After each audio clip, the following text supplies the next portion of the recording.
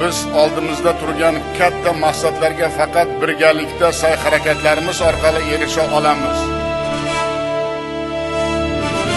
4 yil avval bo'lib o'tgan ilk forumda 2026-yil yakuniga kelib, O'zbekistonning yalpi ichki mahsulotini 100 milliard dollarga yetkazishni maqsad qilgan edik.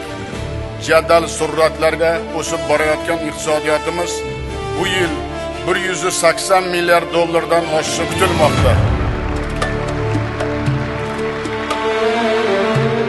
Yurtimizning go'zal tabiati, betakror madaniyati va oliyjanob xalqimizning mehmondo'st qalbi esa do'stligimizni mustahkamlash uchun o'ziga xos investitsiya bo'lishiga aminman.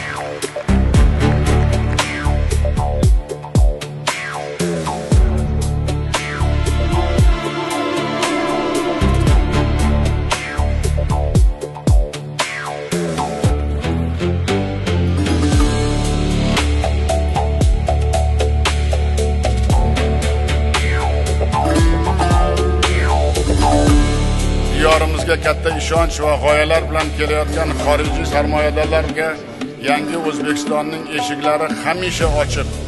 Prezident sifatida shaxsan o'zim va hukumatimiz yoningizda yelkadosh bo'lishga doim tayyormiz.